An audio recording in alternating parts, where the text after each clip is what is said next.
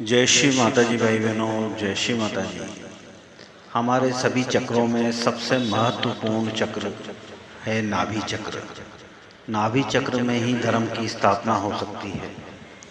इसलिए हमें नाभि चक्र में धर्म की स्थापना कैसे करनी है और इसकी स्थापना के पश्चात ही हम सहज योग में प्रगति कर सकते हैं। तो आइए हम सुनते हैं श्री माता जी के श्री मुख से श्री माता जी की अमृत वाणी। जय श्री माता जी। धर्म अपने अंदर बसा हुआ है। आप जानते हैं कि अपने नाभि चक्र में ही धर्म की स्थापना होती है। नाभि चक्र के अंदर अगर धर्म में कोई विकृति होगी तो कभी भी आपका कितना भी सहयोग का प्रयत्न हो सब व्यर्थ जाए और हमारी भी मेहनत व्यर्थ जाती। इसलिए पहले अपना धर्म स्थापित करना चाहिए। इसके अनेक आपको उपाय मैंने बनाया, अनेक बार बताए। अब जब हमारा देश इस तरफ बढ़ रहा है कि हम अपने को बढ़ाएं, अपने को बड़ा करें, अपने को हम उन देशों से मिलाएं जो दुनिया में बड़े रईस बन के घूमते हैं, तब हमारे देशवासियों को सोचना चाहिए क्या हमारे अंदर सब कुछ वही आना चाहिए जो उनके अंदर आया है या कुछ हमें भी उसमें बैलेंस करना है। ये विचार अत्यावश्यक है। हम आनंद की खोज में हैं, न कि हम ये चाहते हैं कि हम अपने को इस तरह से बनाएं कि जिसके कारण हमारी जो शक्तियां हैं, हमारे अंदर की जो शक्तियां हैं, वो दूसरों के ऊपर छा जाए। न तो हम चाहते हैं कि इस तरह से अपने को बनाएं कि जिसके कारण हम दूसरों को दुखी बनाएं। सहयोग में अगर आप पार हो जाएं, पार होने के बाद आप जब अपना धर्म स्थापित करते हैं तो आप देखिएगा कि आप में पैसा नहीं आता लेकिन लक्ष्मी आती। लक्ष्मी आपके अंदर आती। पैसा नहीं आता है लेकिन लक्ष्मी आती। लक्ष्मी और पैसे में बहुत बड़ा अंतर है और अनेक बार मैंने आपको बताया कि पैसा और लक्ष्मी क्या होता है। लक्ष्मी समाधानी चीज है, सौष्ठव है, गौरव है, उसमें एक तेज। लक्ष्मीपति होना दूसरी बात है और पैसा वाला होना दूसरी बात। अब जब पहले जमाने में मैंने कहा आपसे कि बलि का इतना हो गया तो वामना अवतार हो गया, उन्होंने आकर उसका दिमाग ठीक किया। इसी तरह से महिषासुर को जब मारा था, देवी ने आकर के महिषासुर को मारने के बाद उसकी पत्नी महिषी जो थी उसने बहुत आक्रंदन किया और उसने जाकर के ब्रह्मदेव को खुश कर लिया। ब्रह्मदेव को खुश करना कोई मुश्किल है। जब तप आदि करके उन्होंने ब्रह्मदेव को खुश कर और उनको खुश करके अपने भी शरीर में आप देखें तो हमारी जो वेगस नर्व है एक साइड में तो काफी लंबी जाती है लेकिन दूसरी साइड में आधी पड़ जाती है। इस गैप को अगर कोई भर ले प्रयत्न से तो वो उसमें शक्तिशाली हो सकता है। यानी हठ योग आदि करके या आपके तप जप करने से और लोग इस शक्ति को प्राप्त होते थे। तो उस राक्षसिन को भी यह शक्ति प्राप्त हुई। उसने ब्रह्मदेव से कहा कि आप मुझे ऐसी शक्ति दें कि जिसके कारण मुझे ना तो शिव ना तो विष्णु दोनों ही ना हरा सके, माने दोनों शक्तियां मेरे ऊपर काम न कर सके, ऐसी मुझे शक्ति दी। और वो स्वयं साक्षात राक्षसी थी और उन्होंने सारे सुरों को मार दिया और सुरों की जो माता थी अदिति वो रोने लगी। उसके बाद में आप जानते हैं कि एक बालक पैदा हुआ और उस बालक ने किस तरह से उसका फिर सर्वनाश किया, महिषी।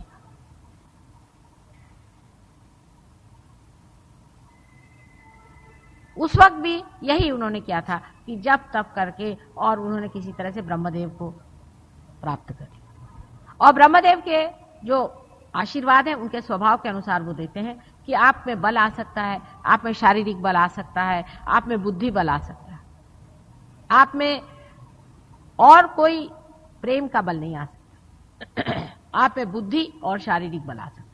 इस बल को प्राप्त करने से आप दूसरों के शरीर पर सत्ता कर सकते हैं, आप उनके बुद्धि पर सत्ता कर सकते हैं। ऐसा मनुष्य अत्यंत बुद्धिमान होकर के और अत्यंत ऐसे काम दिखाएगा कि लोग सोचेंगे कि बहुत ही ज्यादा बलशाली आदमी है।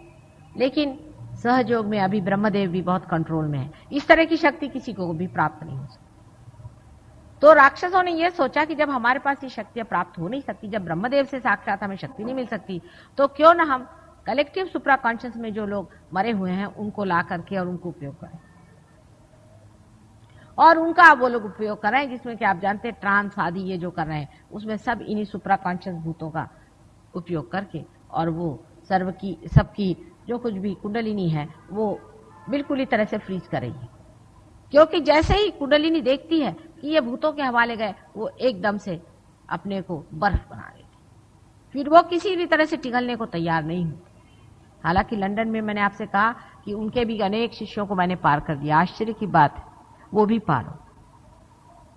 तो यह है कि ब्रह्मदेव की शक्ति भी हम लोग कंट्रोल कर सकते हैं, पूरी तरह से हम ब्रह्मदेव की शक्ति कंट्रोल कर सकते हैं, और पूरी तरह से हम जो शिव जी की शक्ति जिसे हम महाकालिक शक्ति करते हैं उसको भी हम कंप्लीट कर लेते हैं। आप लोगों को पता नहीं कि आपने ऑलरेडी करी हुई, आपने पहले ही से कर रखी। जैसे कि आप अब देखते हैं कि बहुतों की आप बाधाएं निकालते हैं, आखिर ये किसकी शक्ति से? महाकाली की शक्ति से आप करें। आप में से बहुत से लोग, आपने अभी तक ख्याल नहीं किया, जो बहुत से अभिनव बातें सोचने लगे हैं और नए नए काम करने लगे हैं। जैसे कि जिन्होंने कभी डेकोरेशन काम नहीं किया था वो डेकोरेशन का काम करने लगे हैं, जिनके अंदर बहुत सृजन शक्ति आ गई है, जो सहज के लिए भी बहुत सृजन शक्ति करते हैं, ये लोग भी ब्रह्मदेव की शक्ति इस्तेमाल। पर हमें असल में सबसे ज्यादा वैष्णवी शक्ति को इस्तेमाल करना है, क्योंकि आज इसकी जरूरत है। आज हमें सारे संसार का कल्याण करने का, सारे संसार को हमें पार करने का, और सारे संसार में हमें सहयोग देने का, और इसलिए ये वैष्णवी शक्ति को हमको इस्तेमाल करना है। जब वैष्णवी शक्ति को हम दूसरी शक्तियों की जोड़ दे देंगे, तब आप देखिएगा कि ये शक्ति कार्यान्वित हो जाएगी। जैसे एक छोटी सी बात हम आपसे कहें, राहुरी में ये शुरू हो गया। राहुरी के लोगों ने वहां पर अभी ऐसा विचार मेरे सामने रखा था कि हम एक स्कूल सहयोग का निकालना चाहते, पर उससे पहले ही इन लोगों ने अपनी शक्ति जो है वो एलिमेंट्स को देना शुरू कर दी। माने पानी को वाइब्रेट करके, उसको वो लोग तीर्थ कहते हैं, उससे वो लोग वहां बगीचे लगाने लगे, उसी से वहां पर वो लोग फल लगाने लगे, बहुत सारी फलों की और बीजों की जो बीमारियां निकालने लगे। गाय को वो लोग वाइब्रेशन देते हैं, उससे गाय दूध देने लगे। ये इसी को आप कार्यान्वित करें। अगर आप सहयोग का कोई स्कूल निकालें और उस स्कूल में उन बच्चों को सहयोग से पार करा के और उनको कार्यान्वित करें कि भाई अपने भारतीय संस्कृति के अनुसार जिस तरह से हमारे देश में लोग साधारण तरीके से आसानी से रहते हैं, उस तरह के हमें स्कूल बनाने हैं, तो वो बच्चे बड़े समाधानकारी हो जाए। ईगो ओरिएंटेड सोसाइटी में आदमी को बिल्कुल तमीज नहीं रह जाती, उसको कोई होश नहीं रह जाता। आजकल देखिए, आप देखते हैं औरतें किस तरह के कपड़े पहनती हैं, किस तरह के आवरण पहनती हैं, कितनी बेहुदा तरीके से घूमती हैं। आदमी लोगों के कोई अक्ल नहीं रहेगी। यानी मतलब ये कि वेश्याओं में औरतों में कोई अंतर खासा रह नहीं गया, मतलब उनके विचारों में। इसका मतलब यह है कि ओरिएंटेड सोसाइटी से, इस तरह की ईगो ओरिएंटेड सोसाइटी से आदमी का जो धर्म है एकदम टूटता है। मनुष्य भी उसके धर्म से च्युत होता जाएगा। एक्सट्रीम पे जितने आप जाते जाइएगा उतना उसका धर्म टूटता जाएगा, और धर्म जब टूटता है तो समाज टूटता है। समाज टूटने से सब उद्ध्वस्त हो जाएगा। उद्ध्वस्त होते ही हर एक आदमी अलग अलग हो जाएगा। अलग होने पर जैसे कि परदेशों में हो गया, सब गांजा, स्पिरिट, ये वो खेले। आजकल के ईगो ओरिएंटेड सोसाइटी का बड़ा सुंदर नक्शा आप लोग देख सकते हैं कि औरतें हैं, बच्चे रो रहे हैं, घर में परेशान है, औरतें ताश खेल रही हैं, बच्चों के प्रति कोई प्रेम नहीं। लड़कियां हैं, इस तरह से अपने को आकर्षित रूप से बना रहे हैं जैसे कोई वो प्रोस्टिट्यूट है। उनमें कोई सेल्फ रिस्पेक्ट नहीं रहता। यानी आश्चर्य की बात है कि ऐसे लोगों में कोई सेल्फ रिस्पेक्ट नहीं रहता, और इतनी बदतमीजी पर लोग चले जाते हैं कि आश्चर्य होता है कि लोग इस तरह से कैसे चलते हैं। लेकिन इसका वर्णन अपने पुराणों में है कि कलयुग में लोग कहाँ जाएंगे। तो कलयुग में ईगो ओरिएंटेड सोसाइटी की वजह से, रजोगुण की अतिशयता की वजह से ही ये हुआ है। ऐसा पहले भी हुआ था, लेकिन पहले एक आध राजा ऐसे हो जाता, एक आध इंसान ऐसे हो जाता था, एक आध हिटलर हो जाता था। आज ये हालत आ गई है कि हर एक आदमी, जैसे कि सारा कैंसर सारे शरीर में फैल गया। अब इसका बैलेंस सिर्फ धर्म से आएगा, धर्म में जमना होगा, धर्म में बिल्कुल जमना होगा। उसमें से पहली बेसिक 3 चीजें सब ने बताई है, उसको छोड़ना है। पहली चीज शराब। शराब जो है ये धर्म को मारती है, आप जानते हैं, क्योंकि आपकी चेतना को मारती है। दूसरी चीज जिसको कहते हैं तम्बाकू। तम्बाकू ये राक्षसीन का वेजिटेबल रूप है। पहले आपने तम्बाकू या कोई सा भी मादक पदार्थ किया, आप एक चले गए लेफ्ट साइड, और जाते ही साथ जैसे आप लेफ्ट में गए वैसे जो उसका जो स्विंग आता है उससे ईगो ओरिएंटेड। आप शराब पीने वाला आदमी जिस तरह से बकता है, आपको आश्चर्य हो, एकदम स्विंग से आप दूसरी साइड में आ गए और आप इतनी ईगो ओरिएंटेड हो जाते हैं, तो वो बैलेंस चलता है इस तरह। कि इधर से गए तो उधर, उधर से गए उधर, एक एक्सट्रीम से दूसरे एक्सट्रीम आप जाते जाते और बढ़ते जाता है आपका जान। तो दूसरी चीज तंबाकू आदि कोई भी मादक पदार्थ लेना किसी भी तरह का, यहां तक सोने के लिए भी टैबलेट्स लेना उसी हाल में।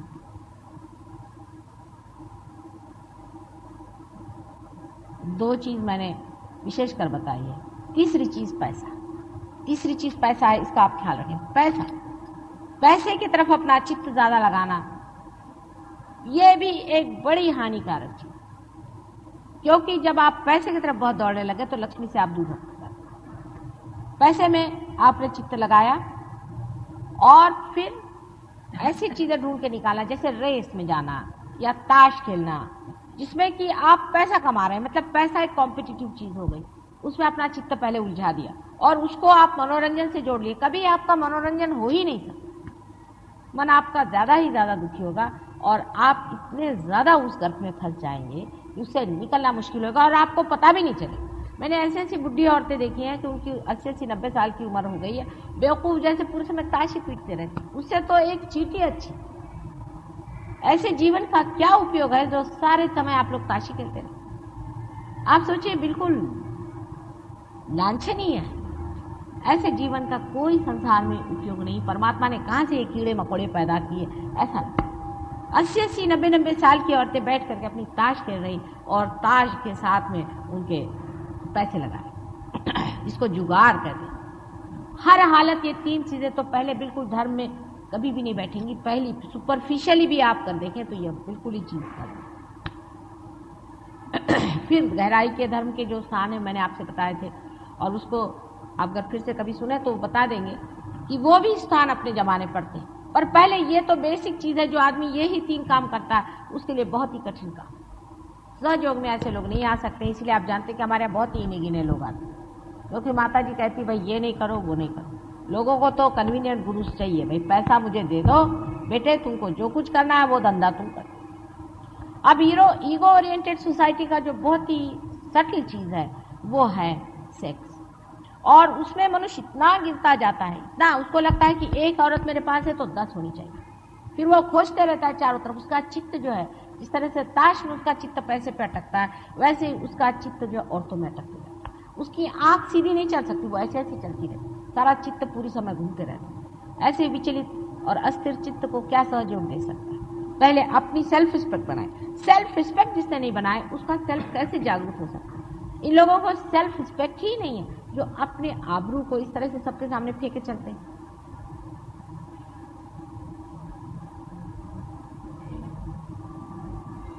ये बड़ी भारी सटल चीज है जिसको कि लोग नहीं समझ पाते।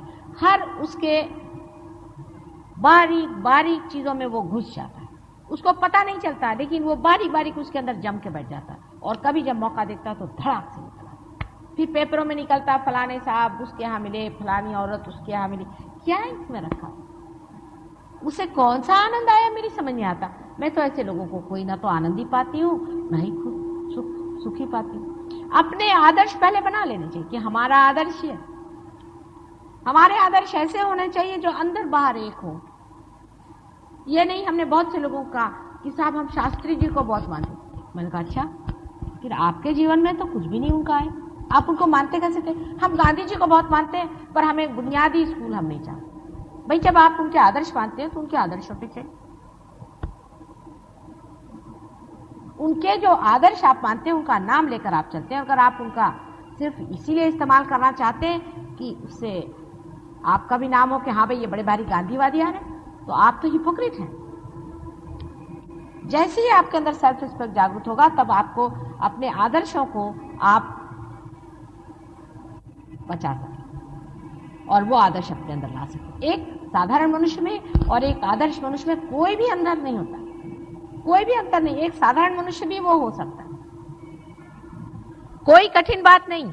और खासकर आप लोगों ने जो शक्ति पाई, ऐसे कितने लोगों ने पाई हुई, लेकिन आप अपने आदर्शों पे खड़े हुई, उसके लिए शर्माने की कोई बात नहीं। जैसे दुनिया के लोग घूमते हैं वैसे घूमने की जरूरत है। अपने ढंग से रहे, अपने तरीके से रहे, अपने आदर्शों पे खड़े होइए, अपने सेल्फ रिस्पेक्ट से खड़े होइए, और जो आपको कहना खुलेआम कहिए कि यही बात सत्य है और बाकी सब असत्य है। धीरे धीरे अंदर से सत्य प्रकट होने लगेगा और लोग कहेंगे कि क्या आदमी है, एकदम ट्रांसपेरेंट, जैसे बोलता है वैसे ही करता है, उसको नाटक करने की कोई जरूरत नहीं। और आप जानिएगा कि आप पूजनीय होंगे। बड़े बड़े पैसे वाले आप देखिए, बड़े बड़े सब देखिए, कोई पूजनीय नहीं, पीठ फिरते ही लोग उसकी बुराई करते हैं। आप पूजनीय अपने गुणों से होते हैं, और जिस मनुष्य में गुण होते हैं वही उसे विकसित कर सकता है। अगर आपने गुण ही नहीं जोड़े तो मेरे चिल्लाने से या मेरे कुंडलिनी जागरूक से कोई फर्क नहीं, क्योंकि फिर से कुंडलिनी आपकी खींच के नीचे गिर जाती। मैं सोच के आई थी कि कुछ कहूंगी नहीं आज, तो कहते कहते मेरा तो गला पड़ गया।